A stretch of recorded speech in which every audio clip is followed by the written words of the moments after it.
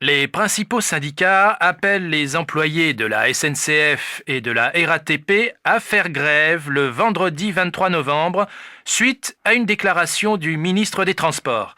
Hier, ce dernier a annoncé qu'il envisageait de reculer l'âge de la retraite. Pour les jours à venir, des manifestations sont prévues dans différents secteurs. Les députés siégeront dans la matinée pour discuter une nouvelle loi sur l'immigration. Tu vois, on a bien fait de prendre notre retraite l'année dernière. Le nouveau gouvernement aurait bien été capable de nous faire travailler jusqu'à 70 ans. Allez, tu exagères. Moi, ce qui m'ennuie, c'est que le 23 novembre, c'est le week-end où les enfants doivent venir. Et comme il n'y aura pas de train, ils vont annuler leur voyage. Ne t'en fais pas, ils trouveront bien une solution pour venir. Moi, en tout cas, la politique, ça me dégoûte de plus en plus. Pas un seul parti honnête. Si j'avais su, je n'aurais pas voté aux dernières élections.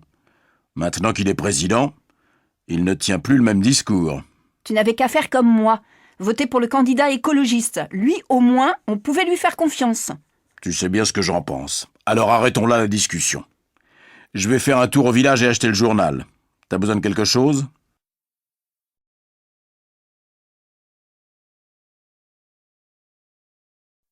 Ce soir, j'ai envie de regarder la télé.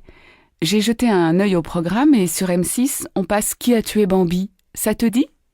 Jamais entendu parler. C'est un film pour les enfants ? Pas du tout, c'est une comédie dramatique assez réaliste. La critique est excellente. Je ne sais pas. Sur Canal+, on retransmet en direct le match de foot Bordeaux-Liverpool. J'avoue que ça me tente plus. Ce n'est pas grave, tu t'installes dans le salon avec le match et moi je regarde tranquillement mon film dans la chambre. Dis, il est 19h.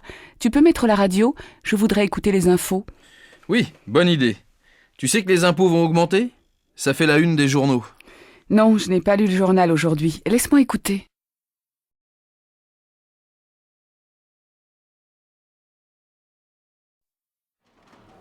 Bonjour, vous n'avez plus Libération ? Regardez là-bas, sur le présentoir des quotidiens. Il en reste peut-être. Non, il n'y en a pas. Tant pis, je vais prendre un journal régional. Vous avez Ouest France ? Oui, bien sûr. Je sais qu'il en reste. Papa, tu peux m'acheter un magazine pour aller à la plage ? Bon d'accord, va le chercher. Qu'est-ce que c'est ? Une revue de photos ? Oh, c'est nouveau que tu t'intéresses à la photo. Ah oui, il faut aussi Elle pour ta mère. Où sont les magazines féminins ? Au fond du magasin, à gauche. Et avec elle, cette semaine, il y a un supplément, un spécial minceur. Très bien. Ça va lui plaire. Bon, voilà, je crois que je n'ai rien oublié. Je vous dois combien ? Ça fait 9,50 €. Tenez. Et demain, vous pouvez me garder un Libération ? Bien sûr. Bonne journée et à demain.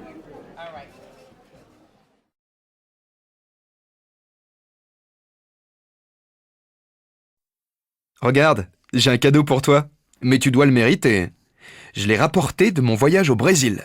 Alors, il faut que tu devines ce que c'est à travers le papier. Bon, d'accord. J'essaie de trouver. C'est pas lourd.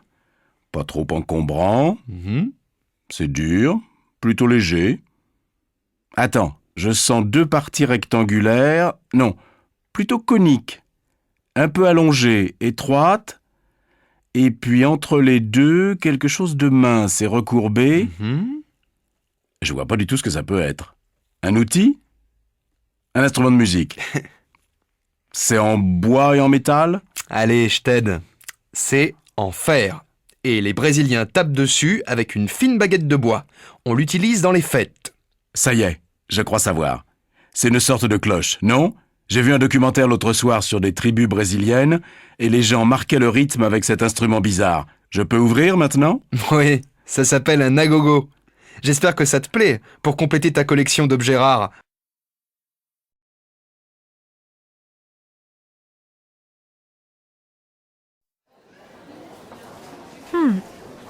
Comment tu trouves ça ? C'est une spécialité vietnamienne. Ça a une drôle de consistance. C'est mou et un peu élastique, avec un goût bizarre. Ni sucré, ni salé. Je pense que c'est fait avec du riz, non ? Oui, c'est curieux.